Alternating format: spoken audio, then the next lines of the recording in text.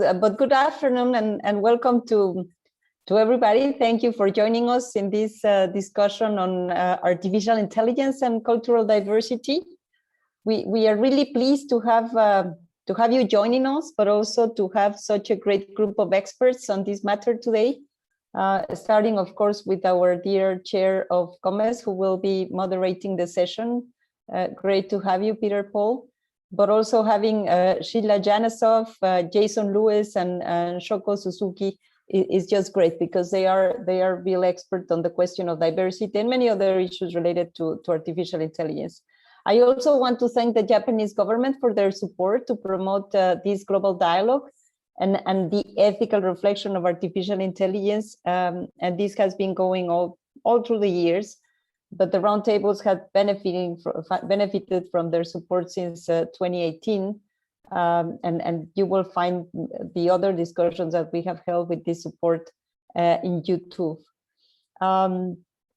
Thank you, Deputy Secretary General Ishida, for joining us today. And in terms of the setting the scene, we know that artificial intelligence is everywhere and is playing a more prominent role after the pandemic. It affects every single aspect of our lives. We know every single aspect in our dealing in as societies. And sometimes it goes unnoticed, but it has profound social, economic, and human consequences. And therefore, we should be knowledgeable. We should understand how it works, and we need to ask the right questions in terms of diversity, in terms of fairness, in terms of representation. And this is something that UNESCO has been working for quite some time. The question of diversity is paramount.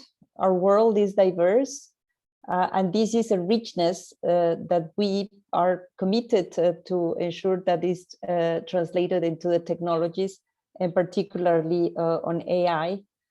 We know that diversity improves the outcomes of these technologies, but we also know what are the issues at stake: the question of capacities, the question of protecting innovation and IPR, the question of competition issues, and the high concentration that we know happens in the AI world. But at least we need to be aware of the issues, and we need transparency, as we sometimes interact with the technology without knowing exactly how we are being treated, or how information is being treated, who is behind of the AI, who is developing the algorithms, how these algorithms have been developed, who carries the research on the technology, what data are developers drawing on, and how did they obtain it, and who controls its use, and how can we just produce a setting where we can increase trust. So diversity should be central to answer these questions, but is seriously lacking in the world of AI. Going from the basic research to consumer products and beyond. This is particularly the case of the absence of women, but we know that many groups are underrepresented in these technologies.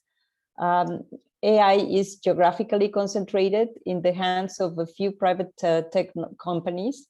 According to MIT, the world's 13 most important AI firms are based on the US, China, Japan, and Europe, and none in the rest of the world.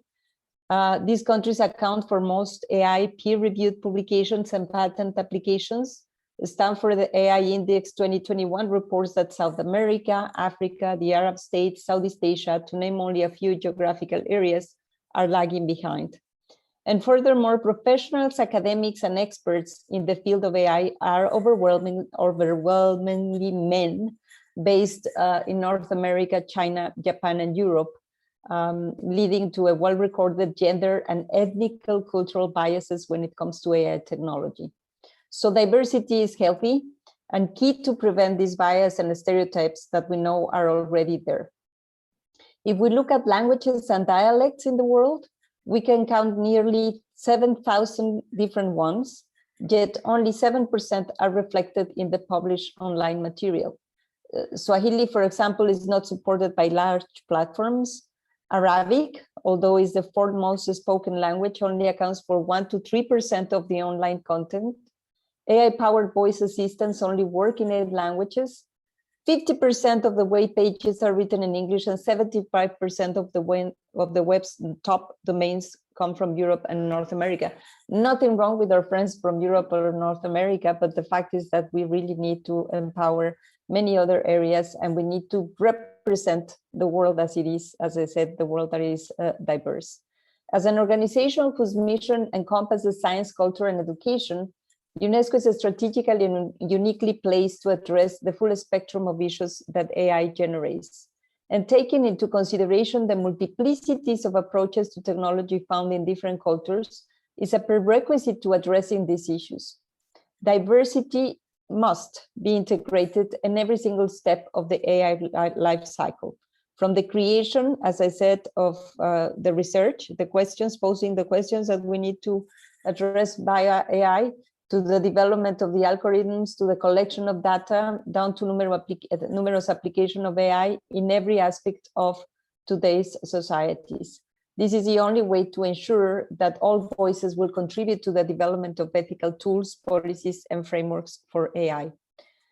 As you know, we are in the process in UNESCO to developing a global standard on ethics of artificial intelligence, and core to this instrument. And this is something that we also received from our public consultation and the regional discussions that we organized to fit into the instrument, is that we need diversity. And therefore, this is really important to get into the discussion today, but also in going forward in the work by UNESCO, looking at different values, looking at conceptual frameworks and different ways of thinking. So without further ado, I feel that we are going to be learning during the upcoming hour and a half.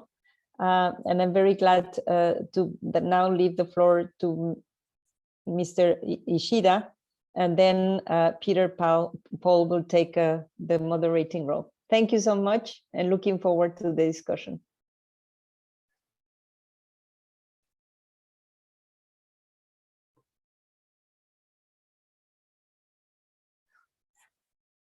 Mr. Ishida, the floor is yours. Hello.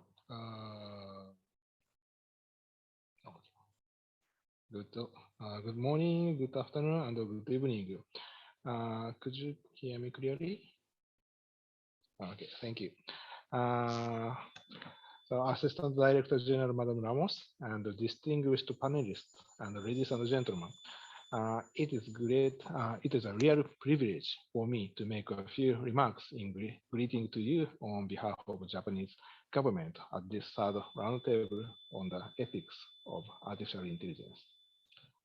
The progress of AI technology in recent years has been remarkable, bringing AI ever closer to our daily lives.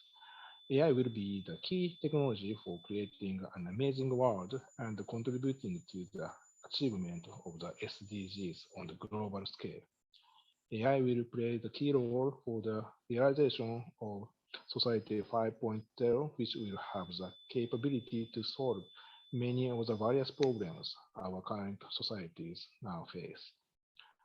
Going beyond science and technology up to now, AI will bring great benefits for society, but at the same time, precisely because its impact on society will be so great.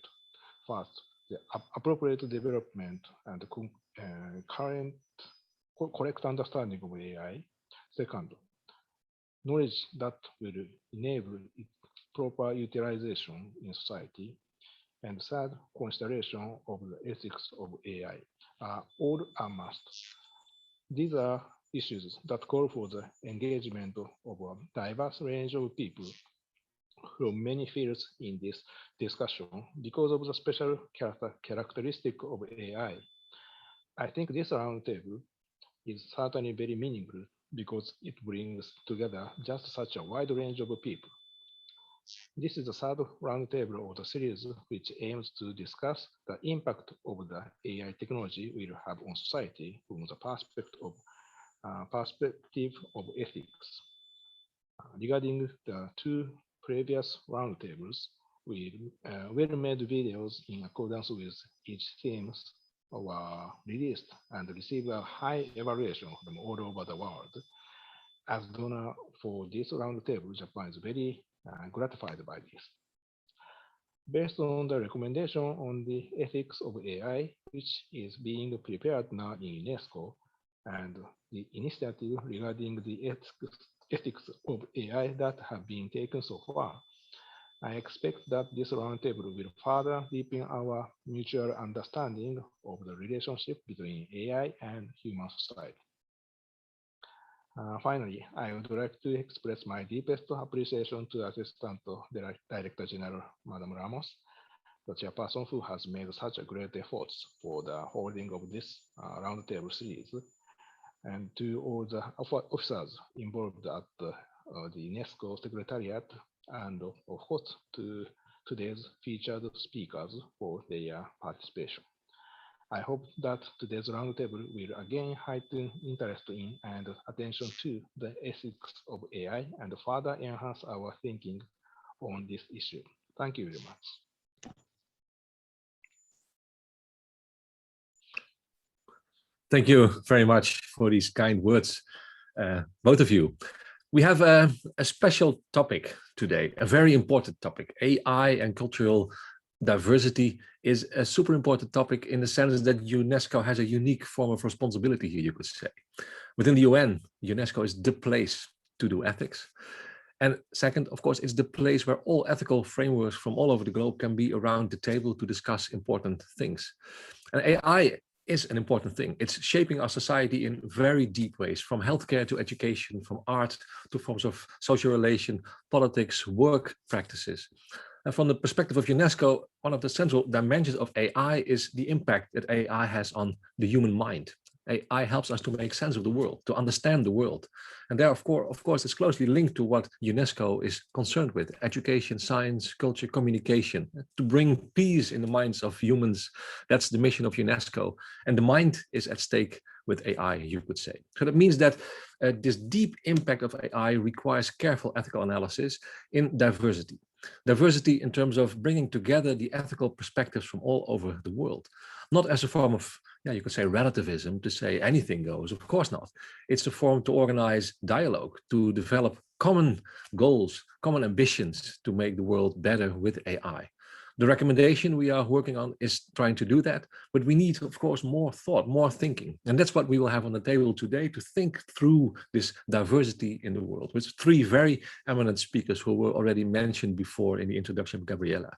Sheila Jasonov from Harvard University will give the opening keynote on cosmopolitan ethics and a challenge to govern AI on a world scale. Jason Lewis will speak about a report on indigenous ways of dealing with AI, with a specific type of workshops that have been developed to do that. And Professor Shoko Suzuki from Japan will speak about cultural diversity and ethics of AI through an East Asian and Japanese point of view. Very important points of view, I think, which hopefully will help us to think through the diversity and ethical framework regarding AI.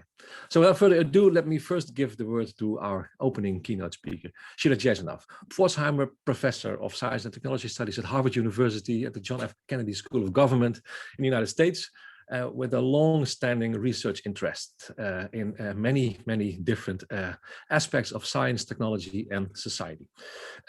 Somebody who has inspired the field of science and technology studies in many ways, you can say. Somebody who has been concerned with public reason, our democracy, the impact of science and technology on our social world, one of the founding people of the entire field of STS. So it's a big honor to introduce you here, Sheila. You have inspired my own work actually quite a lot also. So without further ado, let me give you the word for the opening keynote of this roundtable. Thank you so much, Peter Paul. It's truly an honor to be with this group and on this occasion. And I have to say to start with that I'm approaching this topic not as an expert, but as a seeker and questioner, similar to many of the people in this audience and also to my colleagues on the panel. So without further ado, because the time is short, I'm going to move to sharing my screen and go through what I want to say with the aid of a few slides. So this is the third roundtable, and as Assistant Director General Ramos has already said, the focus on this in this session is on the idea of diversity. And I want to approach diversity a little bit by the back door. So I want to talk not so much about what the diversity is, which I'm sure my colleagues on the panel will also be addressing, but a little bit about the ways in which the very imagination of AI tends to reduce what we know about diversity. And my hope is that by focusing a little bit on these modes of reduction, we might have a better idea or come to a better idea about how to bring the diversity back in all its richness, which you have already heard something about. So I want to talk about three, what I'm calling traps, which are these modes of reduction that we must be aware of if we want genuine diversity and we want to bring the diversity back into the discussion. The first one is something that I will call the inevitability trap.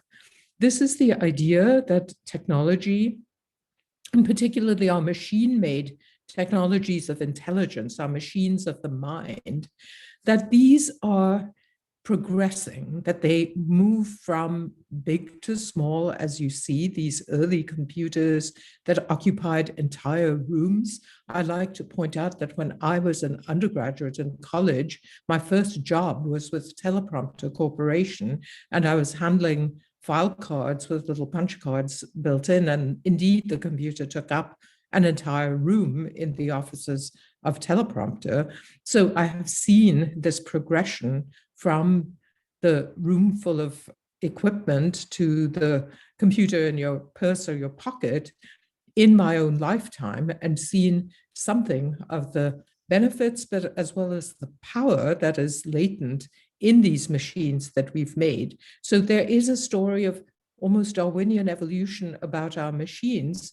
And it's not surprising then that artists have actually rendered the human being as a progression in terms of machine-like intelligence. So this is a very evocative re-rendition of that very familiar evolutionary picture that takes us from primates to humans, but characteristically it's rendered as ourselves becoming more and more adept at being machine-like, if you will, humans becoming machines. So that idea of inevitability, of course, is latent in our popular culture as well. And it's worth remembering that anything that we do in places like academia probably have been thought about and to some degree amplified in popular culture. You can't think about AI without thinking about 2001 and Mr. Arthur C. Clarke, who said about his film that the things that he had attributed to the computer HAL were capabilities that were already with us. And this is already several decades ago that he spoke this, that a system to speak, listen, reason, criticize human art, and at one point even read lips, is not just theoretically possible, but it is already with us. And today, in fact, we're not talking only about criticizing human art, we're actually talking about making human art. So what is the matter with this evolutionary image of AI that things are getting better and more sophisticated, more pervasive, and that some societies are lagging in relation to others? Well, first of all, this idea that science and technology dictate progress, that their linear evolution is the same as the evolution of society. There is something dangerous about that I hope UNESCO will be in a position to delve into further, and that this progress is moreover monotonic. It goes only in one direction. In order to posit this universalizing move, some simplifications have to be made, that all of AI advance is indeed characterizable as progress, that all of humanity wants AI, and that all intelligence can be enhanced by artificial means. What these ideas of the universal in AI miss is the word culture, which is something that UNESCO particularly cherishes. And we look about the cultures of the world and notice that the contexts they provide for the development of AI are not the same. So cultures can be relatively individualist or communitarian. They can be relatively what we call traditional or modern. They can be relatively hierarchical or egalitarian. They can be relatively secular or spiritual. And I must note that by culture, I do not mean nations only, although nation states do have their own ways of working together. I mean that inside of any nation, there may be pockets that are more or less tending in these different directions. So the idea of universalizing AI bumps up against the non-universality of both culture and context. And that makes this idea of inevitability, the inevitability trap, a risky thing to operate with when we're thinking of developing agreements around the world on diversity. A second closely related idea, a second mode of reduction, is something I will call the singularity trap. We've started talking about AIs, as I will note shortly, almost as if they are people and there is one thing. And yet, as we heard right from the beginning of this session, AI is everywhere, and therefore the idea that it is singular, that there is one thing called AI, is obviously itself a form of reduction. UNESCO has education right at the beginning of its title. And my colleague, Howard Gardner, the famous educator at Harvard School of Education, is well known for his idea of multiple intelligences. And these are the names that he has given to different forms of intelligence. There are other names as well. So for instance, intrapersonal, understanding yourself, what you feel and what you want. This is also sometimes referred to by other psychologists as emotional intelligence, and interpersonal intelligence, sensing people's feelings and motives, understanding something about the society in which you're embedded. This is also sometimes called social intelligence. So people who have been in the business of training minds, opening up those minds, as Dr. Verbeek talked about right at the beginning, they recognize that these different forms of intelligence are not the same thing. So when we say artificial intelligence, AI, which of these things are we talking about? Or are we talking about them all in the same moment? And then speaking of context, we have to remember that this is not just an arbitrary race in which some people are ahead and some people are behind. Economic is also part of UNESCO's mission, and AI development is very much embedded in an economy or in the political economies of the world. Just in the last couple of days, there have been a couple of headline stories that brought to mind this question of the economic. So Jack Dorsey, the founder of Twitter, his first ever tweet sold for $2.9 million just the other day. And think about it, it's mind-boggling. $2.9 million for a tweet. Well, we know that social media have affected social intelligence. News and information travel faster than ever before. They bring communities together to create new forms of intelligence, if you will. But behind that is money, is capitalization of a certain sort. And similarly, this idea that Sophia, the robotic artist, has jointly produced an artwork that was sold for $700,000.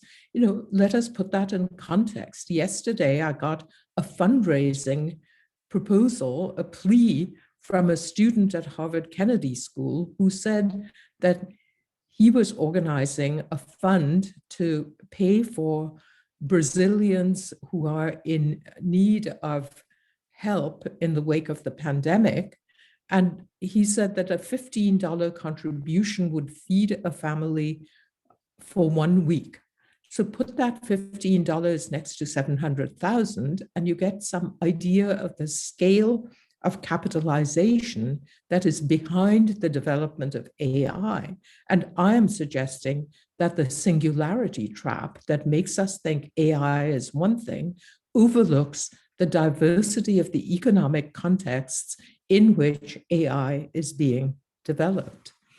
And a second, more theoretical way of thinking about this is that whenever we develop a technology, as I have written in my book on the ethics of invention, we are developing a set of normative prescriptions as well. And we see this over and over again in societies that have already made efforts to bring AI into the forefront. So my country, the United States, has done more to develop the technologies of testing than almost any other. And yet we see in the educational world a continual wrestling with this idea of the test. So we have been experimenting lately with dropping the standardized test of intelligence, but then we lose also the idea of measuring this thing that we call AI.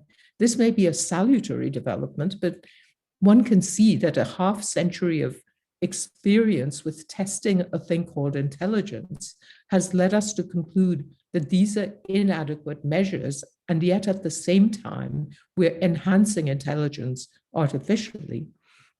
The point about algorithms and biases is very well known, and I don't need to develop it further, but there was an extremely recent example of this when the UK tried to compensate for the absence of the normal A-level exams by introducing an algorithm. And at least some people in this audience will be familiar with the fact that the algorithm amplified social biases in such a way that the admissions process became completely distorted and too many people applied, and the top-level universities were overwhelmed with applications, and eventually the UK had to abandon the use of that algorithm. All of which leads us to questions about who governs, because that is really at the heart of any discussion of AI diversity and diversity, cultural diversity in the governance of AI. And I will just point out that in English, we use animal intelligence to mean two quite different things. We mean the intelligence that animals display in their worlds, and we humans are a form of animal as well. But we also use animal intelligence as a metaphor, meaning intelligence divorced from ethics. And this is something that I think we may wish to talk about more in the course of the panel, and certainly UNESCO's deliberations. The last trap I will mention is the speed trap, the idea that we are in a race to develop things, that because we have the capability, it is up to us, because AI will improve society, to do this as quickly as possible. But intelligence itself, as we well know, can be either quick, like the hare in the proverbial story, and that quickness of intellect is something that we have spent a lot of time defining and measuring. IQ, or intelligence quotient, arguably, is that measure of quickness, and it's present in calculation, in spotting issues, if you're a debater, and in winning debates. But we know that there is a different form of intelligence, that there are other forms of intelligence that are more slow, like the tortoise, and they're cumulative. And here we have other words that are not the same as intelligence. They are judgment, wisdom, experience, tacit knowledge, the kind of intelligence that a piano player may have at her fingertips. We don't talk about artificial judgment. We don't talk about artificial wisdom. We don't talk about artificial experience. We don't talk about artificial tacit knowledge. We talk about artificial intelligence. And I think that is a point that we may wish to ponder. Do these things matter? Well, yes. And where do we see the cultural differences? This example, which is very well known, can be thought about in this context. It is the right to be forgotten, which is now enshrined in the GDPR, Europe's regulation on data protection. But the day after the decision, Google's Spain decision, got handed down, I noticed that two colleagues of mine, both of whom I know, spoke about the decision. One of them, Victor Meyer-Schoenberger in Oxford, a Viennese scholar, talked about how we need a kind of ephemerality. So does artificial intelligence allow us to forget? Whereas Jonathan Zittrain, a law professor, both of them are lawyers, at Harvard, spoke much more about the danger of regulating the online presence because of the weakness in the courts. I am not taking sides in this debate right now, but I want to point out that these are two Western scholars sitting in different Western countries, and they differ on something as fundamental as what should the internet remember about us. And that remembrance is data, and the data in turn are the foundations for building artificial intelligence. So I think as we go forward, we have to think about the organs of deliberation that a body like UNESCO is able to provide. And I will not dwell on each bullet point, but I will suggest that in these forums, it's important to question where the dominant framings of the issues come from, and do they invite greater deliberation or do they suppress deliberation? What are the questions that are being put on the table as we consider the further development of AI, or maybe I should say AIs, and what questions are typically not asked? And here we know that in general, the question of uptake, the impacts on society, these questions are asked less than questions about the technology itself and its development.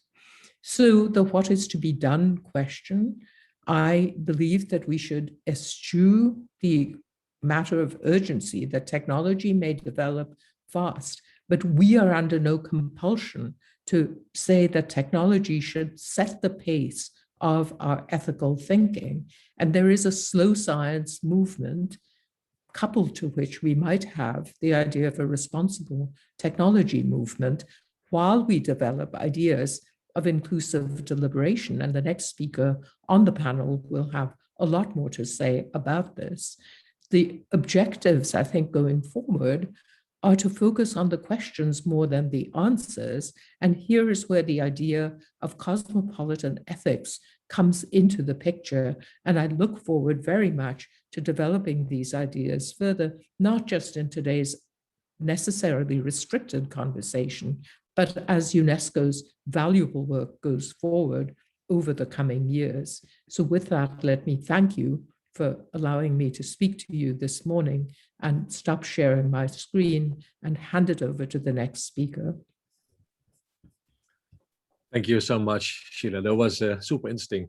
Before we go to the next speaker, may I ask the other two speakers to also open their cameras so that we can have a quick panel discussion already, the first round of a panel discussion, to think a bit more together about all the very important and interesting things that you said. So maybe also Professor Suzuki could open her camera if she's already with us. Yes, welcome, Professor Suzuki.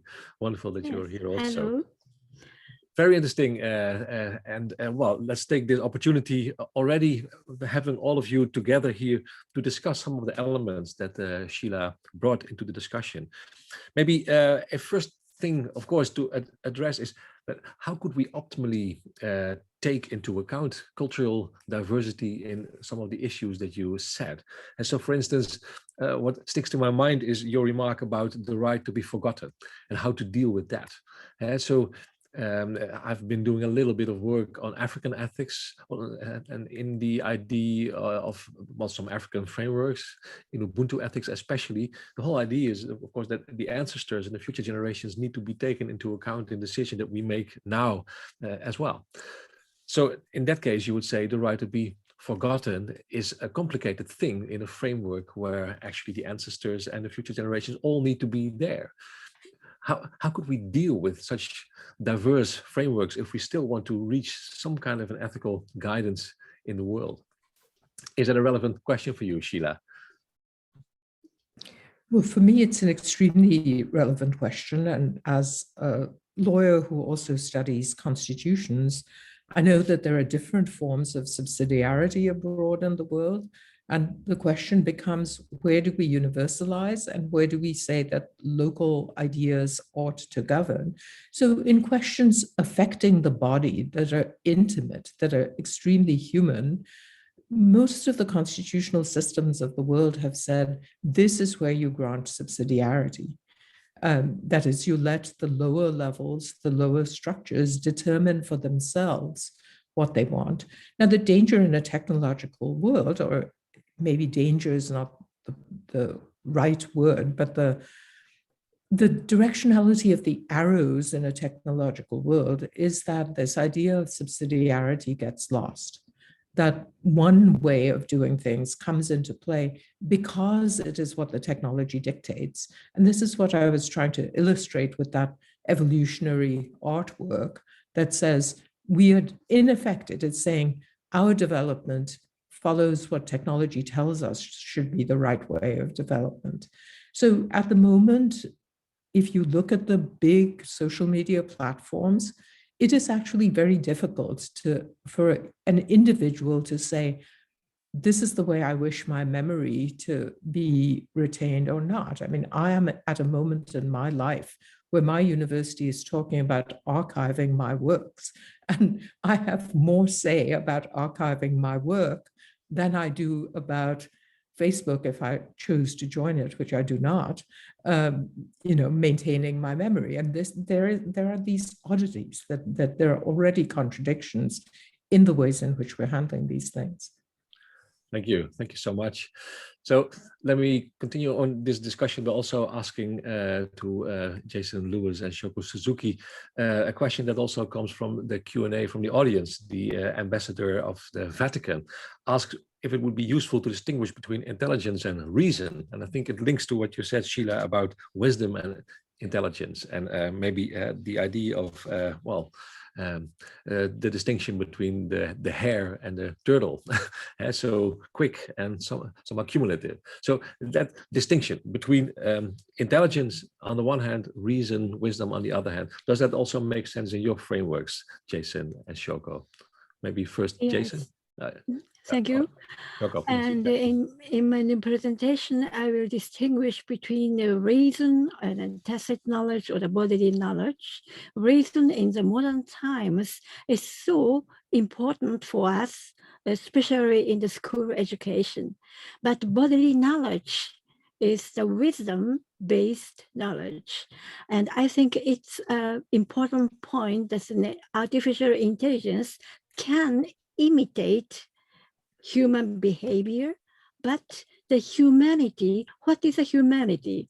This is the question of nowadays. And I think it's a tacit knowledge is the last chance for human being to be. Beautiful. Thank you so much. Jason. Yeah, I think it's a really important point. And a part of what I'll be touching on as well is how sort of the AI, say, industrial academic complex is in the kind of current third wave of AI development has defined intelligence in a very particular way. And in the previous ways, it was defined somewhat differently because of the techniques that are available. So I think that Sheila's point about the inevitability trap, which I think of like as path dependency, creates this sort of one direction that everything gets moved forward towards because of funding, because of who gets interested, because of frankly, sort of fame too. and reduces the other intelligences that we actually use. So when we think about an intelligent person in the world, we think about actually how they operate in all these different ways that we're talking about right now, their wisdom, their tacit knowledge, their experience. And so it's really important as these systems become more pervasive that we find ways to integrate those sorts of knowledges into them to sort of keep us from continuing to reduce intelligence to this one actually quite narrow and brittle definition. Yeah, thank you. Super interesting. So we will hear more about this when we hear both of you speak in a minute. Maybe one last question before we go to the next speakers. And of course, then at the end, we will still have ample time to discuss with the audience, also with the three of us. So Sheila, you gave us three very important traps, an inevitability trap, a singularity trap, and a speed trap. And they all seem to build on highly Western ideas of what AI is. It should be fast, it should be, there is no other way. Probably one of the most important challenges in AI ethics is to bring together different ethical frameworks from all over the world, which are typically also, well, which brings the challenge to bring frameworks that are based on the individual and frameworks that are more based on something like the collective. And that's hard, because it's really hard to bring the two viewpoints into one debate. So how would you advise policymakers and who want to, well, for instance, develop normative frameworks for the entire world to deal with this tension between the individually oriented and the more collectively oriented ethical frameworks? Peter Paul, thanks for that question. And it's a particularly appropriate time here on the, we hope, the tail end of the pandemic to be raising that question, because one thing we have seen is that the nations of the world have responded very differently to the pandemic already, depending on how individualist or how solidaristic their cultures are. So we see that even faced with the same common global crisis, there already are vastly different ways of deciding what is at stake and what are the issues. And I go back to this idea of cosmopolitanism. It is about not stamping out the diversity. So one way forward does not have to mean that everybody does things in lockstep. And, you know, to amplify Jason's comment about the inevitability trap, I mean, I think just the trap is not that there is path dependency. The trap is that we think there is path dependency. So it is the construction of the inevitability, and it's in resisting the inevitability myth that I think the salvation lies in some sense. So I have major geneticist colleagues who think that the problem with these new gene editing technologies is that unthinking, we will stamp out genetic diversity because everybody will be wanting to do the same thing with the editing. But we do not understand enough about the composition of the human being as a genetic animal. And as, for instance, the mother of a neuroscientist, I know very well that we absolutely do not understand the fullness of the human being as a thinking animal. So for the moment, at any rate, the exploration of how we can have difference together, not necessarily a pluribus unum, which is the motto of the United States, but unity in diversity, which is much more the European approach. Maybe that is the sort of slogan under which we should be thinking. It is difficult when technology is setting the pace in some way not to fall into the inevitability trap, but how we resist it is where the intellectual challenge lies. Wow, beautiful, wise words, and indeed maybe a challenge. Of course, indeed, many people are now saying that the European approach might be the middle ground, the third way, people even call it, but then it's typically framed as a third way on the Northern Hemisphere. And I think the Southern Hemisphere, of course, needs to be included in the discussion as well, as you so wisely show. Thank you so much. This was a very interesting discussion. We will continue our discussion after the two next speakers, which I am happy to introduce now. They will speak after each other. First, we have, I think, a very interesting lecture of Jason, who is a professor of computation arts and university research chair in computational media at the Indigenous Future Imaginary at Concordia University in Canada. multidisciplinary work you're doing, Jason, where you closely link indigenous digital media to debates about AI. So you are the director of the Initiative for Indigenous Futures and the co-organizer of a working group which works on indigenous elements, points of view regarding AI. Super interesting, super important point of view, I think, from which we can learn a lot. So let me first give the word to you. After that, I will give the word to Shoko and introduce her separately. Thank you so much. The floor is yours, Jason. Great. Thank you very much, Peter Paul. And thank you, Sheila, for that great opening keynote. Lots to think about in there, and I think lots of resonances with what I'm going to be speaking about today. I want to acknowledge that I'm speaking today from Tiohtià:ke, known in settler Canada as Montreal, on the traditional territory of the Kanien'kehá:ka Nation. And I want to preface these brief comments by noting that as I use the term indigenous, I am talking specifically of a North American Pacific Islander and Australia, New Zealand context. And I want to underline that I'm not here to speak on behalf of any indigenous people, but rather to report on the work that my indigenous colleagues and I have been doing. Next slide.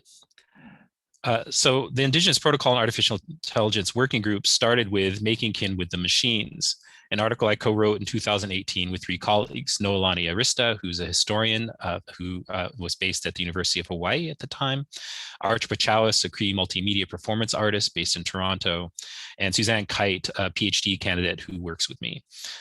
Our goal was to try to understand what artificial intelligence might mean within our particular Indigenous context. In Making Kin with the Machines, we write, we believe that Indigenous epistemologies are much better at respectfully accommodating the non-human. We retain a sense of community that is articulated through complex kin networks, anchored in specific territories, genealogies, and protocols. Ultimately, our goal is that we as a species figure out how to treat these new non-human kin respectfully and reciprocally. So one way to think about this is to understand that each of our cultures, Hawaiian, Cree, and Lakota, when confronted with a new entity, ask first, how are you related to me? Rather than, what is that? This is true for other humans, certainly, but also animals, stones, mountains, and oceans. That first question illustrates a view of the world that sees all encounters through a relational lens first, even before essence, and certainly before utility. Next slide. How each of our cultures articulates that relationality is expressed through protocol. In other words, the procedures for recognizing and maintaining those relationships. Protocol is very, very important within our cultures as it guides us in how to live a good life. Next. For instance, Hawaiians understand ourselves as links in a genealogical chain that places us in a kinship relation with the ocean and the creatures of sea and land. As Dr. Arista writes, Kanaka Maoli ontologies make it difficult and outright unrewarding to reduce pono, or balance, to a measure of one, to prioritize the benefit of individuals over relationships. Healthy and fruitful balance requires multiplicity and a willingness to continually think in and through relation, even when, perhaps particularly when, engaging with those different from ourselves.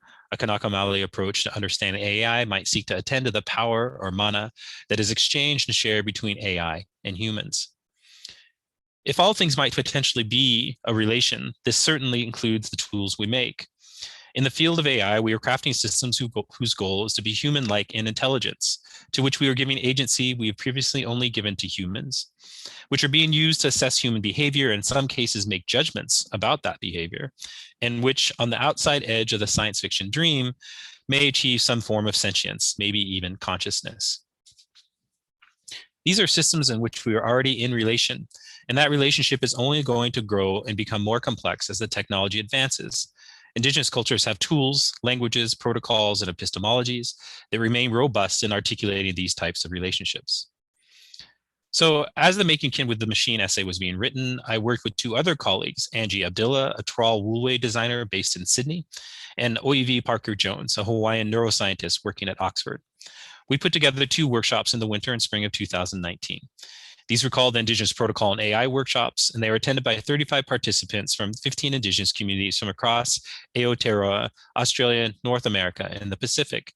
The group included neuroscientists, cultural knowledge holders, computer scientists, poets, language keepers, visual artists, hula teachers, venture capitalists, historians, software engineers, and language keepers, among others. Next slide.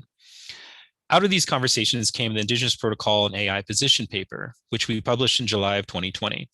I want you to give you just a really quick taste of the range of contributions. Next. Suzanne Kite wrote a chapter called How to Build Anything Ethically. She examines the protocol that her people, the Lakota, used to build sweat lodges in order to develop a methodology for building computational systems in a good way. Next. One group prototyped a piece of indigenous design machine language software called Huaki'i, an app that allows you to use your camera phone to look at objects in your environment and get community verified Hawaiian language descriptions of them. Next.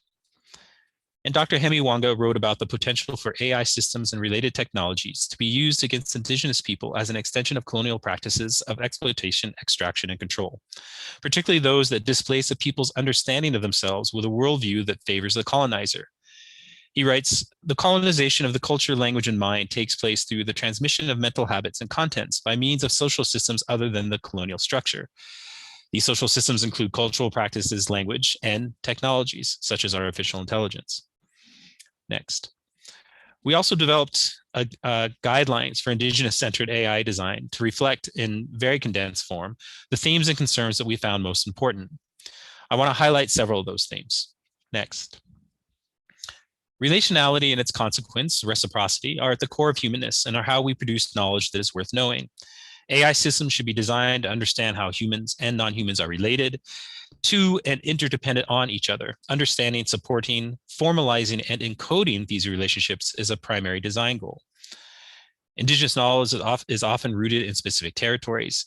AI systems should be designed hyperlocally, meaning in partnership with specific indigenous communities, and should be responsible to those communities, provide relevant support, and be accountable to those communities first and foremost.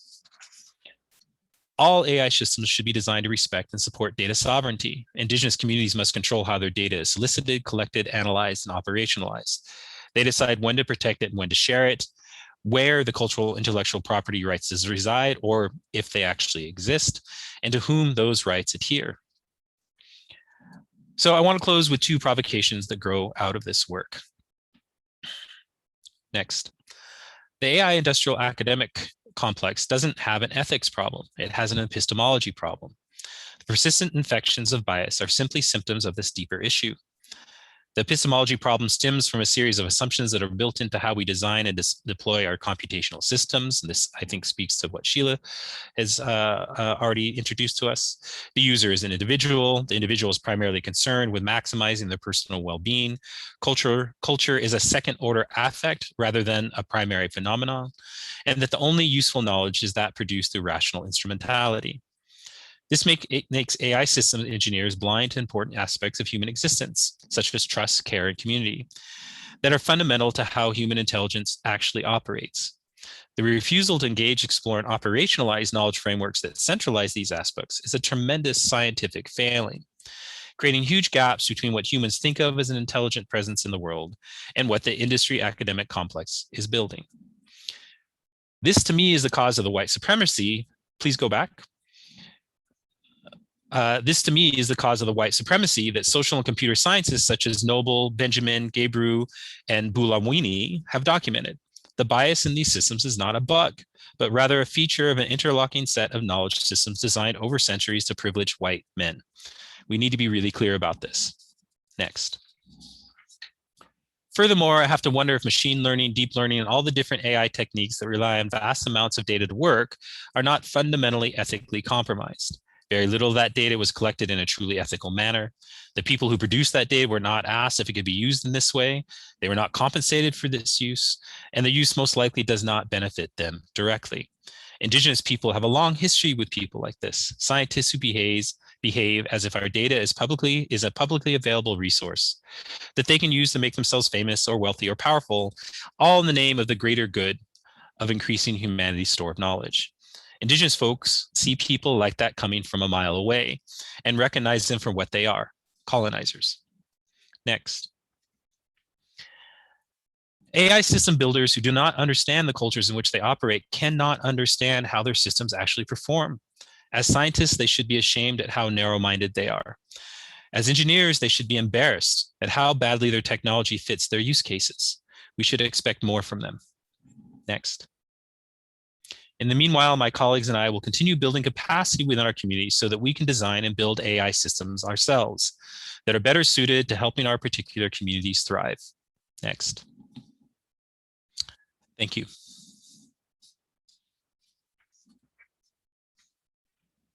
So I'm done.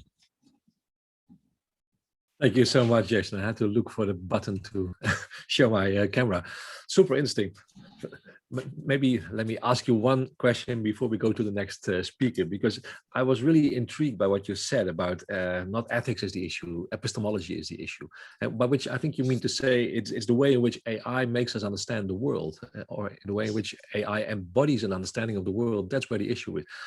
Of course, that might mean that we need to think ethically about epistemology. In a sense, we have the wrong epistemology. So can your workshop then also help to develop this new epistemology? Is there a design element, as it were, in what you say? Yeah, absolutely. So the next phase of this work is various projects that are about trying to implement these epistemologies, right? So really thinking through what does it mean to integrate, say, a Hawaiian knowledges about land use into AI systems that have been developed to look at land use. How do you bring these things together in a way that harnesses the power of the existing frameworks, because there's no denying that there is power there, but also respects and actually become better by drawing on the traditional practices and the very long-term knowledges of place that are embedded in, for instance, Hawaiian epistemology.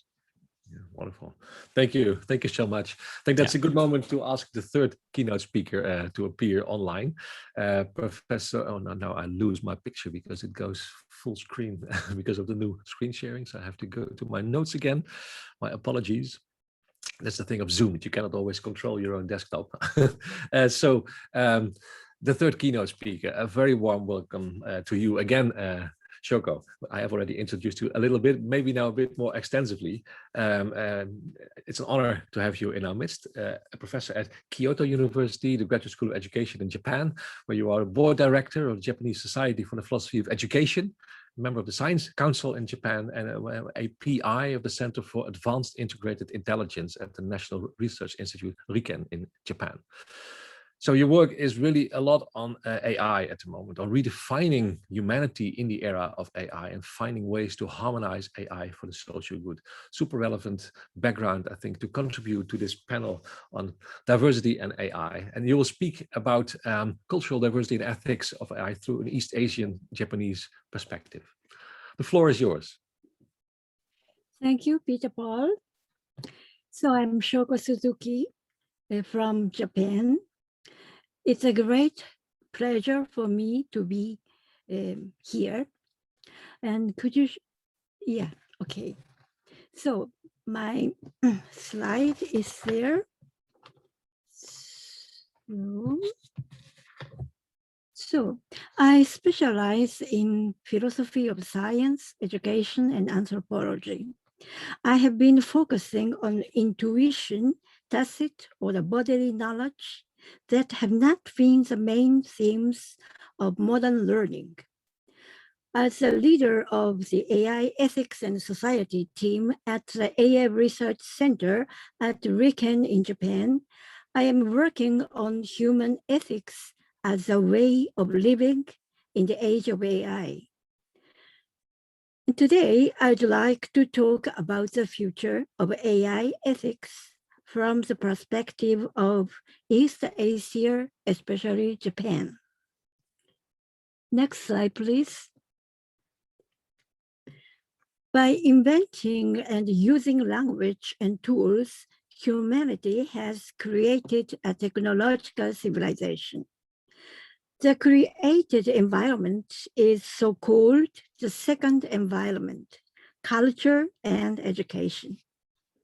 In the process, we have refined the skills required to operate the tools and techniques we use more frequently while forgetting the other skills and abilities. In the future, as AI networking progresses, we need to take stock of what skills we will need in the future.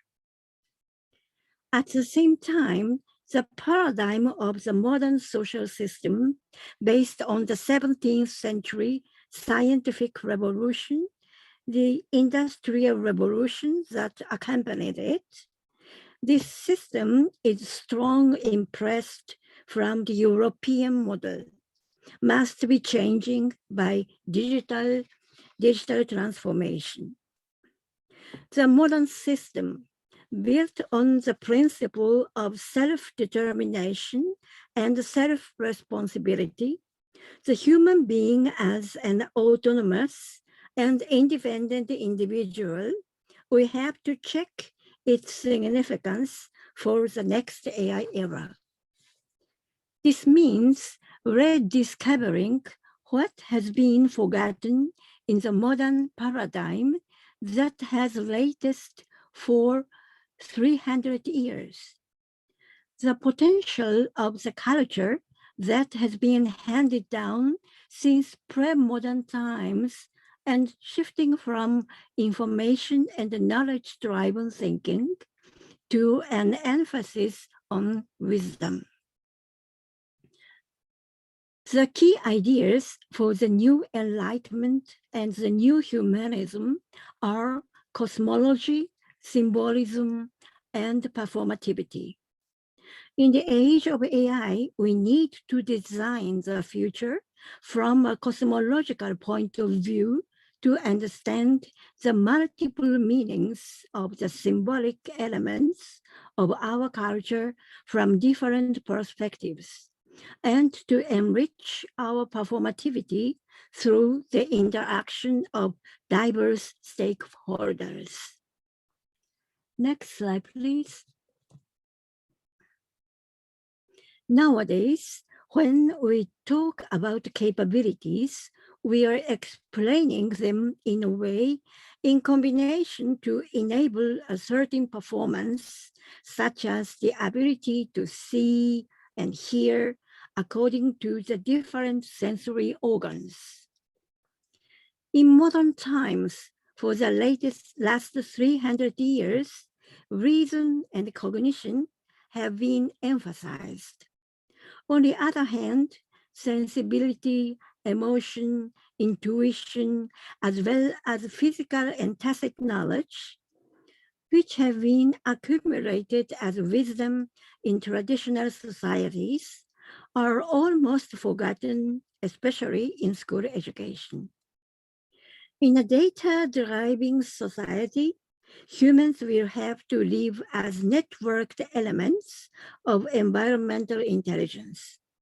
So, what capabilities do humans need to retain and develop to survive in the age of AI? We need to redefine our capabilities. Bodily and tacit knowledge has been hidden in our daily lives.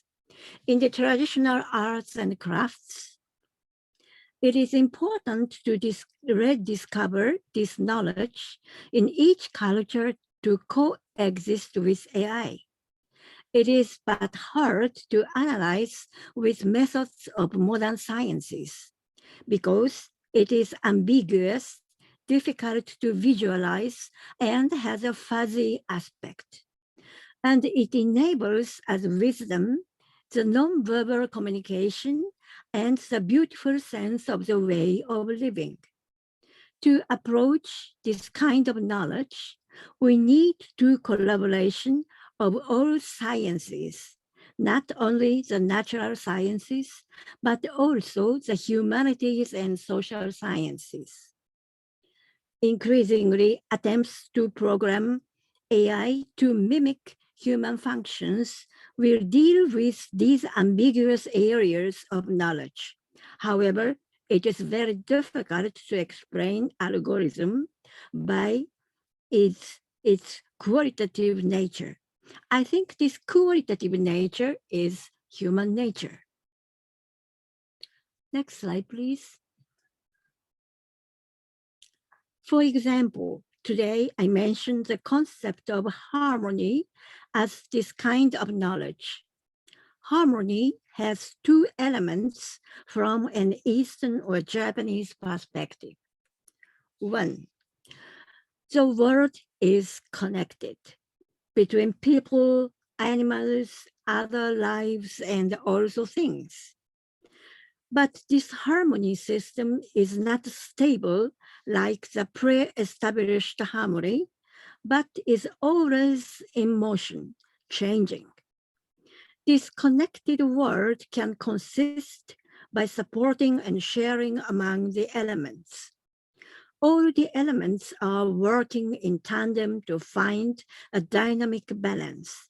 Here, the principle of mutuality is an essential condition for dynamic harmony. Harmony has been an ideal not only in the East, but also in the world since ancient Greece. It is a Platonic understanding of harmony as a sacred static harmony. In contrast, the East has held up harmony as a movement to find altruistic unity in conflict and competition. In Japan, we have memorial rituals for the tools we have used over the years to thank them for all their help and support in the tradition like sewing needles, calligraphy brushes in the Buddhist temples. A few years ago, the world heard the news of funeral ceremony at a temple in Japan where monks chanted sutras for the dog robots that had broken down and were no longer useful except as parts. 2, for the dynamic harmony, it is necessary to regulate the size of the place and the size of the activity of each. Each member of the system must know to what extent he or she is allowed to occupy a place in the system. Ability to optimize the size of the self and its activity in the system is a key to dynamic harmony. It is the ability to know what is enough to me. The sense of fulfillment that arises when we perceive that this is enough and encourages a shift from quantity to quality. Dynamic harmony, in which everyone respects, puts up with, and endures other people, rather than merely forced integration based on an overall hierarchy, is worthy of renewed consideration as the axis of AI rules. The next slide, please. In addition to UNESCO, the OECD, and the United Nations and other AI research societies are actively discussing AI ethics, and the Japanese Cabinet Office, Ministry of Education, Culture, Sports, Science and Technology, and the Ministry of Internal Affairs and Communications are also engaged in international discussions. In December 2018, Riken's team, my team, held an international conference in Kyoto entitled Image of Human Being in the Age of AI, featuring experts directly involved in international rule-making, including the OECD, with speakers from the UK and Germany. UNESCO's then Assistant Director General, Moez Shakshuk, came to Kyoto to give a keynote speech, confirming that setting AI principles is important in the age of AI, but that the challenge is how to make these principles fit in and connect with national cultures and religions. I understand that UNESCO is in the final stages of discussing AI principles. My colleague, Professor Sudo, also participated in the discussion from Japan. I'd like to express my deep respect for the efforts of these who participated in the deliberations. So even with this AI ethic principle is also pointed out harmony. The principles of the global discussion as the first stage need to be considered and mutually acknowledged while respecting the culture, values, and social systems of each country in the second stage of the social implementation of AI, including the possibility of customization. So thank you very much for your attention. Thank you very much for this very interesting presentation. I think we learned a lot. The idea of harmony to complement the ethical discussion about AI. Maybe also really a East Asian point of view that harmony is the central ethical value. May I ask the other speakers also to open their camera so that we can first have our second round of panel discussion on what we've just heard, focusing a bit more on what you could call the implications of thinking about diversity for how to deal with AI in practice, how we can sort of promote diversity of values, worldviews, and relationships based on the things that we heard, and then we'll open the floor for discussion with the entire audience. Maybe first a question to you, Shoko, that maybe the other people can step in also. And so, if harmony should be a guiding principle for AI ethics, how does it relate, do you think, to the existing frameworks that have been developed at many places in the world? A lot of the frameworks focus on autonomy, on the individual, and harmony seems to focus much more on relations. So could harmony add something, or is it already part of it? How do you see the relations? Yes, relation is a key word of harmony, I think. But the dynamic harmony is a little bit different from the stable harmony. The pre-decision harmony is the ancient Greece philosophy, but we live in the world and all are moving and all are changing, and they are not so stable, and instability is the key to change the relationship or a consciousness. And we are the best, we have to win so in this consciousness, we have to change in the relation to a new concept of diversity and harmony, I think. Yes, yeah, interesting. Jason, if you reflect on Shoko's talk from your point of view of epistemology and ethics and the way in which AI helps us understand the world, could there be a connection? Could AI, for instance, help us to have a more harmonious way of understanding the world? Yeah, absolutely. I think Shoko, that was a really generative presentation for me. I'm really excited and happy to see, really taking like a particular cultural frame and working through what that might mean for how we design and then we build these systems. So yeah, in some ways, I think that we're speaking about very similar things. We just have different languages maybe that we use to talk about it. But I think it's definitely on, kind of the one end of some spectrum, that's opposed by kind of how AI is being developed now, right?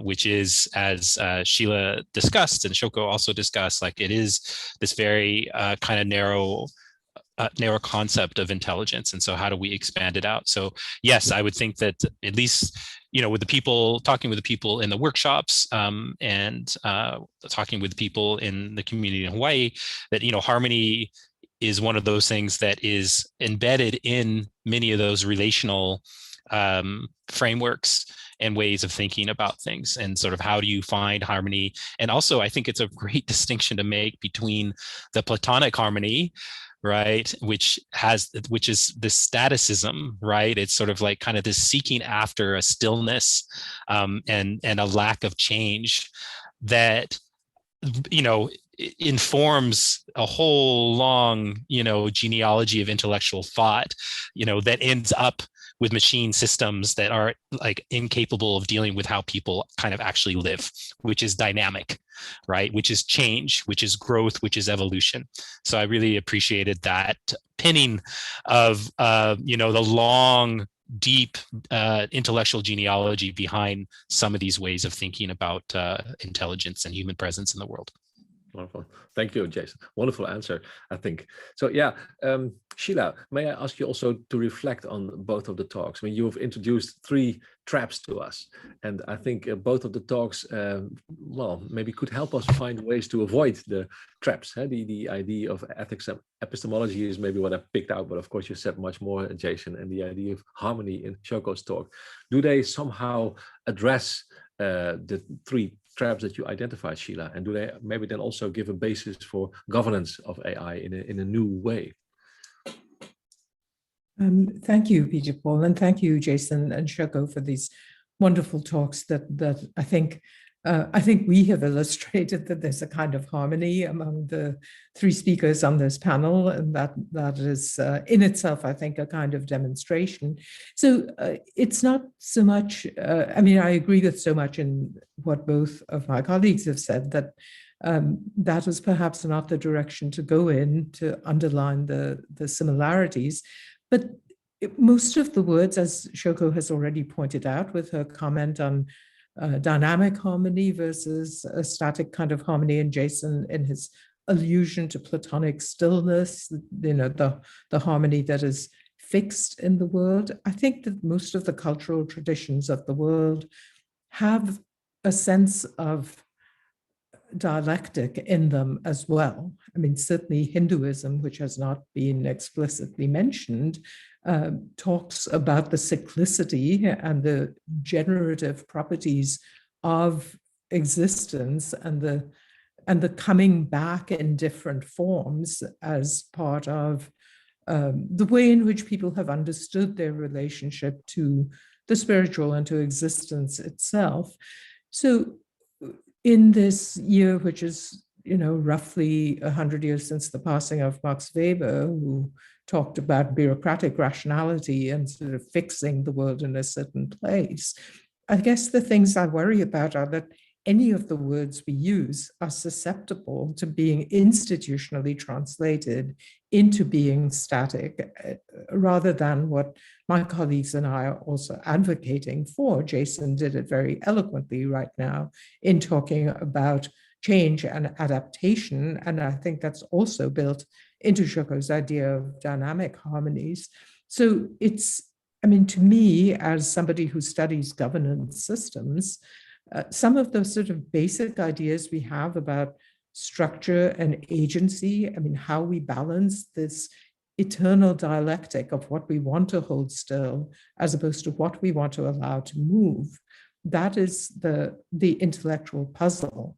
And harmony is a bureaucratic word when it gets translated into harmonize.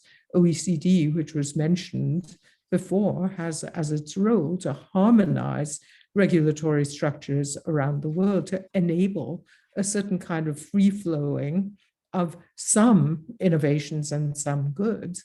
But harmonizing, as we all know, it can be a regulatory fixing in place. So I think the challenge for us is to keep in mind how, in constructing any system, whether it looks beneficent or not, to keep alive the possibility of critique, the possibility of resistance, the possibility of creating disharmony, because the harmony itself has proved to be tyrannical. So that, I think, is an intellectual problem of governance. Yes, very interesting point, which immediately shows how complicated it is to bring the frameworks together, right? Unless we could see this openness for disharmony as an element of striving for harmony, maybe. And just, I had the same thought, Shoko, when you were speaking about the Enlightenment. The Enlightenment can also be seen as a way to oppress people who do not match the ideals of the Enlightenment, right? Some people even speak about fundamentalism in Enlightenment terms, right? So that's maybe a challenge, how to bring together the ambition to have a harmony for everyone, where everyone is included, and also to leave room for diversity. So to link that to governance, I can also connect to a question from the Q&A that people in the audience are giving. James Wright actually asked a few questions about then, well, you could say the local and the global. So on the one hand, he says, given the importance of not stamping out diversity, do the panelists see the endpoint of ethical discussions as one single global set of ethical standards? Are we not nudged into some kind of a Sisyphean task of trying to agree on an international standard? And on the other hand, can there be an effective national ethics of AI? What could an alternative for the global framework look like? May I invite you to somehow reflect on this? Maybe first, Shoko, could you reflect on that? The global versus the local. Yeah. My last goal is local ethics. Exactly. Yeah. And it's the integration of a global aspect and a local aspect. It is a little bit difficult to so generalize the all rules of ethics, but I think it's so two-stage divided discussion is important. I think at first, is a principle of the world and generalize the standard of the AI ethics and the social implementations of AI. There are so many differences between the cultures and the religions and social systems, and bottom-up ethics from case thinking and discussing. And this is a bottom-up. Until another generalized ethics of AI is over to not than so is centralized discussion. And from two direction of the discussion to create the local AI system, ethic rules. It's perhaps the way to realize the local ethics. And ethics, I understand in the way of living. And in ancient Greece, they are the ethos is there so habitus. And I think so in an Asian and Japanese thought, the ethic is a way of living, or the beauty sense of living. And then we can cultivate, and I think it's perhaps a kind of UNESCO mind. And this diversity includes the local ethics. Yeah, thank you. Thank you so much. Jason, so how does your background help us to navigate between the global ambitions and the local ambitions? So I'm a maker, so I'm an artist and technology developer. And so I tend to think about these things in terms of building local capacity to make these systems, right? That as long as local communities, and however you want to define that can be done fractally. As long as we are at the mercy of some other group of people deciding which technology gets built and how it gets built, we're always going to probably lose just in terms of numbers. And so I really feel that the way to address this really basic conundrum, which you point out, this global versus local, the way to get to something like global, as Shoku says, I think, is to make it possible for local communities to design, build, and then deploy these systems with their community. And in some ways, it's not a crazy thing to think about. I mean, this is part of the work that we've been doing for the last 15 years around digital media, is that, a lot of the tools have been democratized. They are available. A lot of them are free. But there's also a question of governments and nations investing in those communities so that they have community members that can get the education, then have the resources to go and actually build those systems. But it's not the same thing, for instance, as I would say, as building, I don't know, a national broadcast system or electrifying an entire country, which are also really big projects, right? These tools, the ways that they're being rolled out, and the way that computational power is being distributed sort of ever more towards the edges, I think there are really amazing possibilities to for local communities to do that work. And I think that's, at the end of the day, might be the only way to address it, because there's always a flattening that happens at the global level. There's always lots of things that get lost, but we do have to work together at a global level, right? So how do we combine those things and get away from a model where, you know, honestly, sort of the set of Enlightenment ideals that are sort of enshrined in I think at least some of the UN work that I'm familiar with. I'm not a UN expert. This is all new to me, UNESCO, everything.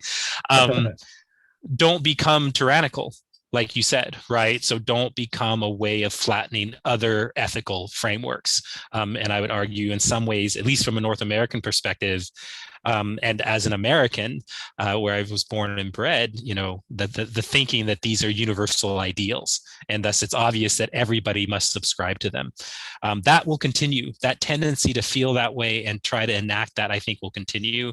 And the only way to counterbalance that is to have multiple places where these technologies are being developed. Fascinating. So I think what unites your answers is that, well, the global and the local come together with a global ambition to support the local and to empower the local level to come up with ethical frameworks, right? Bottom-up ethics, I think, is how you called it, Shoko. Actually, a word that I use myself quite a lot in my own work also. But that maybe also links a lot to the expertise of Sheila in public reason. I think within the scientific world, we now also see many new forms of public engagement emerging. Of course, it started out with ideas of co-design, co-creation. Now we have citizen science. So would citizen ethics somehow then be the next step? And could that idea of bottom-up ethics, taking ethics a bit out of the hand of the experts and also empowering people in society to do ethics, would that be a way to navigate in this complexity of, well, striving for something for the world and also to support the local? What are your thoughts on this, Sheila? Yes, thank you, Peter Paul, for the question. So, you know, it depends a little bit on what one takes to be the baseline that one is starting from.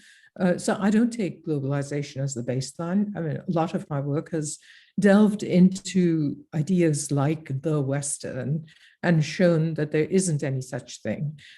So one of the concepts that I've developed, going back to the ethics epistemology discussion we were having before, is the idea of civic epistemologies, showing that even in countries that are very similar in being Northern and Western, there isn't a singular understanding of how one should reason, what reason counts as, and so forth. And as Jason pointed out, he is an American born and bred, I think he said. But of course, he, I don't think, shares many views with the most recent US administration that just left on January 20th, and yet it's part of the same, quote, culture, unquote, if you will. So I think that the empirical state of the world actually is diverse and heterogeneous, and one doesn't need to invent bottom-up ethics. I mean, this is another feature of my own research. I mean, I want to argue that people operate with an ethics and with a political theory for which we don't need the Platos or even the Habermases of the world to tell us what that philosophy is, that it's in a way much more incumbent on us to see what the diversity is in these ways in which people already are organizing their lives and organizing their communities. And then it becomes a challenge to say, well, is there a space for the global at all? If the state of the world is irredeemably and perhaps in a way we should celebrate already bottom up and already diverse. And I do think that there something to do with aspirations enters into my thinking about the cosmopolitan. I mean, that there are certain ideas of human flourishing. So the philosophers of flourishing have already put this on the table. And of course, you are an exemplar of someone who thinks about these things. So are there things that can be put at a level that allows, for instance, Jason's ideas of adaptation and of making, using the vast potential, but using it in ways that the local wishes to have them articulated. If we think about the global as a space of aspiration rather than as a space of rulemaking, then what do we put into that basket of aspirations? And those aspirations will not necessarily be the same thing. Just looking at today's news, in America, one man, one vote, or perhaps today we should say one person, one vote, is an aspirational goal. Everybody agrees that that is part of our constitutional order. And yet a State of the Union has just passed what is being widely described as the most sweeping package of regulations designed to keep that one person, one vote thing from being actualized in a world where we're thinking about ever greater connectivity, ever greater speed, ever greater ability to express oneself, and so on and so forth.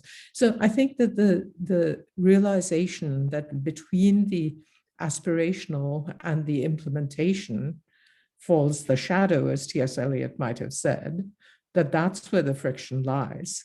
But to also welcome that in a sense, that is to welcome the spaces of friction as places from which new ideas generate. I think that's a tall order. It's a moving order that is, aspirationally in the 19th century. I mean, I am now a citizen of the United States, and I'd like to say that I would have been barred from any participation in American public life on, 50 different counts. So who is even part of the human community? And is the humanoid robot something to which we wish to give rights and welcome it into part of our human community? I don't presume to judge that at the moment. But if we go in that sort of a direction, then we will have a different idea about what diversity and inclusivity mean. We will have taken on board these extra citizens that we've thought about in science fiction until now as aliens. So that would be a pretty profound leap, to take sci-fi aliens and convert them into citizens, right? But we could be going that way. I don't know. We should think about it. We should think what equality means in a world in which we're constructing continually things that look more and more like us. The dynamism requires a break from the understanding of the global as a space of rules and a translation of the global into a space of imagination, creativity, aspiration, and the communal being part of that generation of the upper levels of the fractal that Jason referred to earlier, and maybe the full chord-like effect of the harmonies that Shoko has also referred to. What is in the bass? What is in the soprano? Yeah, wonderful. This is indeed redefining, maybe in a sense, what the global ambitions could be. It's not one unified framework, but a basis for flourishing. I think with that, you also take a discussion into the next topic that I wanted to address with you, also on the basis of a question that we got from the audience, again from the ambassador of the Vatican, who asks him or herself, if actually maybe the real basis is not only epistemology rather than ethics, but anthropology. What is at stake is maybe also what it means to be human.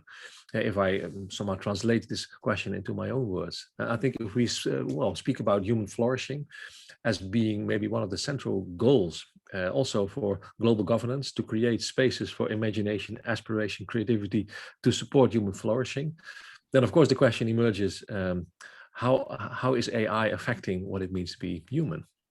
And do we need to address that somehow? So that's maybe a bit more of a theoretical point of view, but still quite a deep question also from an intercultural perspective. How do we view what it means to be a human being? So maybe, Jason, can I first ask you, since the question was inspired by your talk, to somehow reflect on this? Do you think anthropology and an anthropological angle to AI should be an important element of this intercultural dialogue? I guess the answer is in an abstract manner, yes. But whenever I think about anthropology, I don't have good feelings. But yeah, I think this question of what it means to be human is actually another way of asking a very similar question, right? So, what does it mean to operate in the world in such a way that other humans recognize you?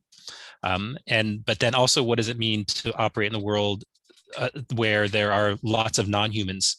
And what are those distinctions, and how are they being operated on? How do we work in a way? How do we find a way to be human with non-humans that isn't exploitive, right? Which is, I would argue, sort of certainly in kind of North America, Western world, that's the general approach, is that as we say in our essay, man, specifically man is the height and the center of creation in that framework. And how do we move to frameworks that allow us to see sort of the circular relationships? And it's not, that's not easy. Like, one of the things we point out in the Making Kin with the Machines essay is that different traditions have very rich and textured ways of addressing the question of who might be kin, what might be kin, and what might the relationships with those be.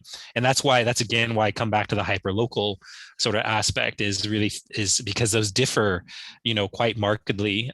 And I think Achille points out even the notion of the West, is not homogenous like we want it to be. So how do we develop ways of thinking and talking, and then building technology that are responsive to that? I'm a very avid science fiction reader, and I do think that there's been a lot of work that's been done, philosophical work that's been done in science fiction, thinking about the different modes of humanness that our technology might take. And I do think that one of the things that's often missing from these conversations, I think, at the policy level and the technology level, is actually sort of artists, even though I am an artist, but I'm not here as an artist, because I think it really requires us to engage in very sort of mindful acts of imagination to try to understand what this might mean. And I think Sheila touched on this in her talk, thinking about the imaginary that we have around artificial intelligence, and how it sort of came to be in the way it is. And one of the things we talk about is how do you develop future imaginaries that allow you to understand what it might mean to have, say, an AI system as kin, or as a relative, or as your sibling, or whatever it might be, because I think the questions are quite complex, and are really going to vary wildly between different cultures, what people are comfortable with in bringing into the circle of relations, and how they're going to bring that into the circle of relations. Yeah, fascinating. Yeah, important points. Shoko, do you want to add to this maybe? Anthropology, our worldview, at least not our view on what it means to be human in relation to intercultural AI ethics. It's a big question, I think. And yes, and I think it's the humanity must be redefined. And there is a growing trend towards the AIization of people, I think, as they work with each other. So using communication methods or words to understand the AIs. And then humans' AIization is so growing and growing up. Yeah. And humanity must be redefined. Yeah. But what is the last element of humanity? And different from the AIs or animals and so. But the definition of humanity in the long time and in history, always redefined. Yeah, and so I think is the definition of humanity is so relative. There is no absolute definition of humanity. So I think, and I think it's so the Shailas is a specialist for bioethics, no?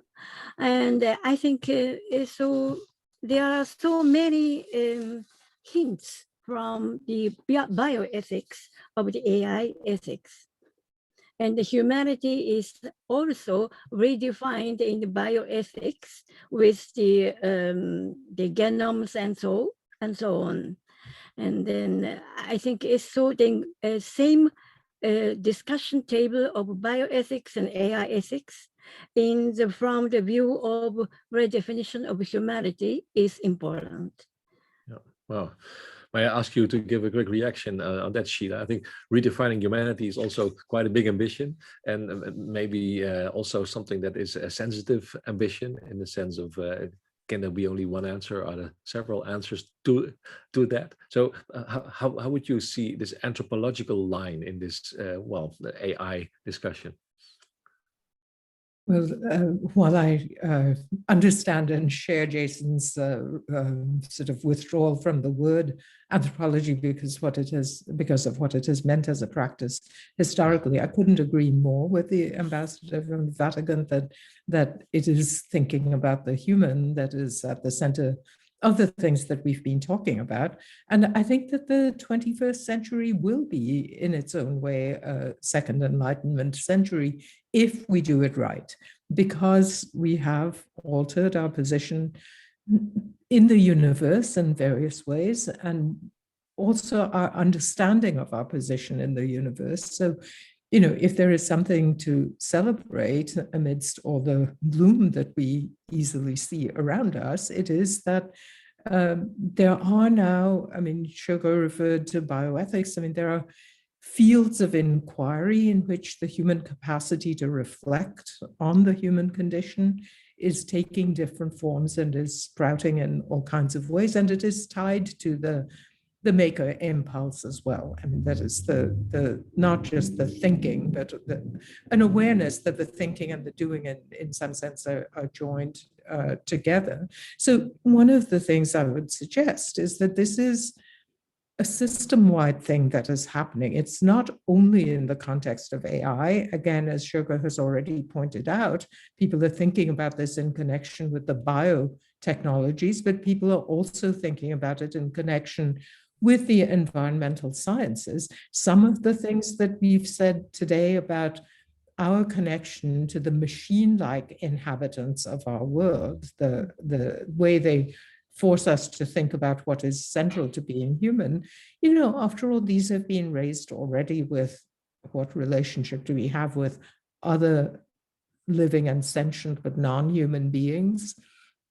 What is the place of the pet in human life, for instance, and also with nature all around. So in a time when the Anthropocene has become a buzzword and people are saying that we simply cannot think about the anthropos without thinking of the entire planetary surround in which the very idea of the anthropos takes root and has meaning, you know, I think that part of the challenge for the AI crowd will be not to be siloed in by computing technology and its undeniable seductive power, a seductive power which has led to a kind of ethnic and gender-based narrowing of the imagination, but to put it in conversation with ecological imaginations, for example, and with the life sciences more broadly, and with religious traditions. I mean, this is why I particularly welcome interventions from fields and institutions such as the Vatican that have taken the ethics. I mean, so Jason, I would never cross out the word ethics, you know, as Shogo pointed out, it is only about the principled ways in which we live together. And I go with Peter Paul in recognizing that the very question of what epistemology do we choose to adopt is itself an ethical question. And this is what I try to point to with the idea of co-production, that we're generating new epistemologies, but side by side, we're also generating new ethics. So that's a convoluted set of observations, but I do want to say that this is a sort of sensibility that's abroad in the world now, that we need to reflect very deeply on how it is that we humans, who used to think of ourselves as the pinnacle of creation, may now have flattened ourselves a little too much. I mean, that is, now we think of ourselves as being in the machines and in other things. I'm a confirmed and unabashed humanist at heart. And so I'm reluctant to let go of that, but I'm happy to talk to people who would see themselves in a different light. I do think that coexistence and figuring out the modes of harmony is an intellectual, political, social, legal, epistemological challenge. Wonderful, yeah. So, and I'll just clarify that that's partially a visual hyperbole. Having that, I believe we do have ethics problems that we need to address. Of course. No, so I mean, what brings the answer that you gave together, I think, is the idea that AI challenges the ways in which we can even understand what it means to be human, or the ways in which we can even do ethics. So in that sense, it's kind of a disruptive development. And so if I hear indeed in Japan, I heard in the opening speech also some kind of a reference to Society 5.0, and it also indicates something like there is this new era popping up where we need to rethink our relations with artificial agents, for instance, as Sheila said. And so it's not self-evident that they should not have rights at all. They actually make us ask the question, what does a right mean in the first place?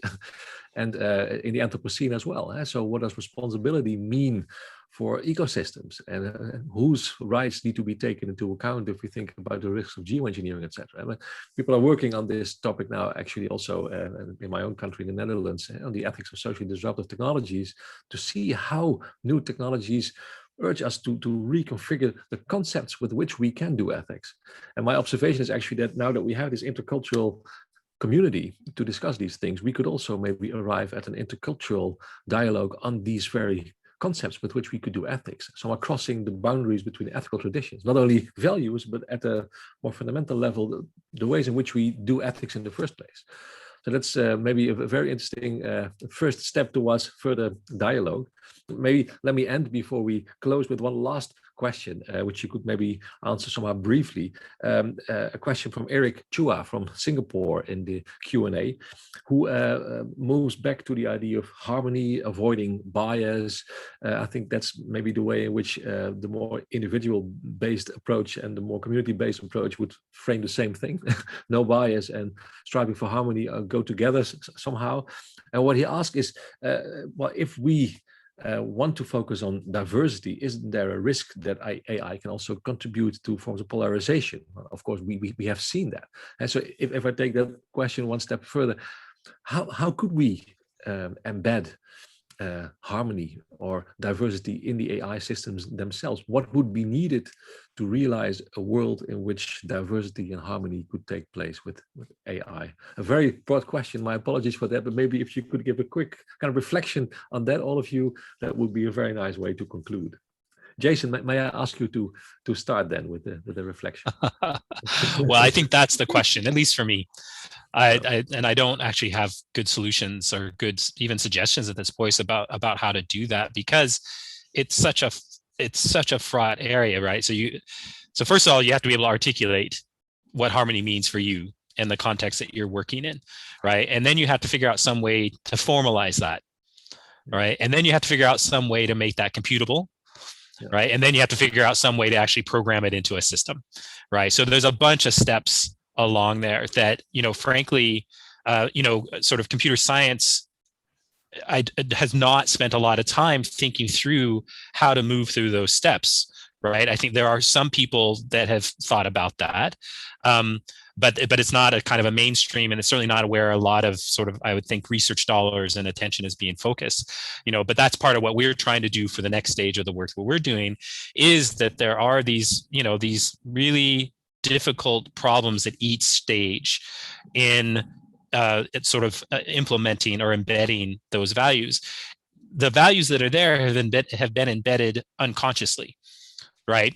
So they've just flown from the wider kind of culture and sort of set of epistemological concerns that many of the AI developers in the West in particular share, and some convictions about what does it mean to be a scientist and what does it mean to be a technologist.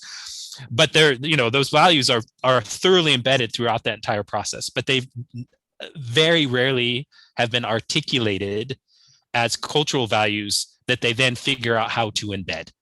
Yeah. So we have a system that embeds cultural values, but nobody, I think, has a handle on how that actually happened in a way that can be engineered again.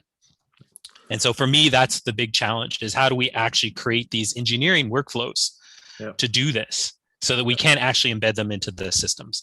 So, and then of course, it involves all the other systems too. It involves the legal system, involves the, how engineers are educated and professionalized, right? What the expectations are of them, etc. Yeah, thank you. Very important answer. Could you also give a brief reaction, maybe brief because time is running up, Shoko? Yeah. So technology development is like an ever-flowing river, I think. We can no longer stop the flow of the river.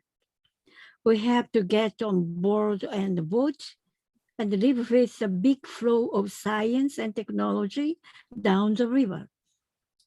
But there are things we can do. For example, how fast you can drive the boat, how you can see the scenery, how you can breathe the air on board, how you can chat with the people and enjoy the trip down the river. It is only human skill and wisdom that can prepare you for a comfortable and safe trip. This is my answer. Beautiful, beautiful. Thank you so much, Shoko.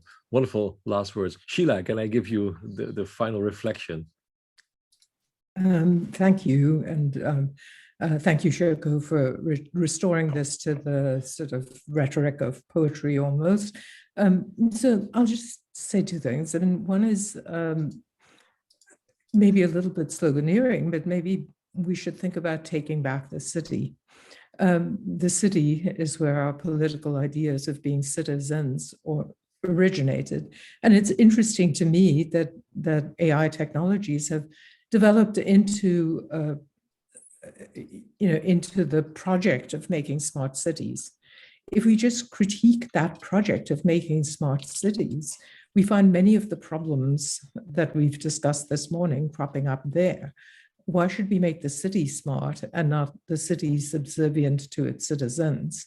So in that sense, I think the idea of taking back the city as a place of citizenship and not a space of smartness, i.e. artificial intelligence, would begin to bring back some of the democracy debates that I see as missing in the current trends, the river that Shoko speaks of AI.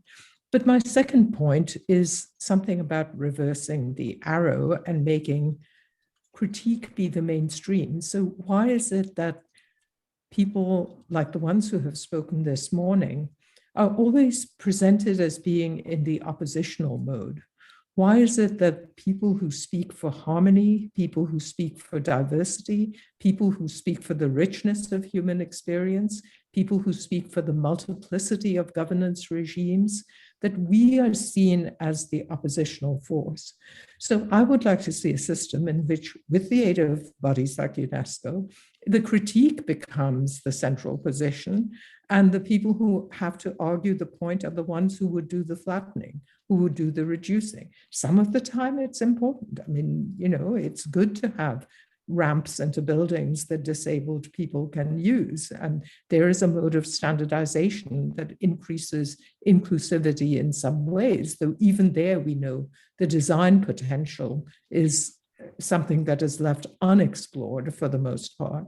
But if one takes diversity and pluralism, resistance and critique as the correct baseline, and then asks how should AI develop in relation to that, I think that I would say that for the moment, I would consider to have achieved a plateau of an ethical sort that I would be willing to live with for a few years.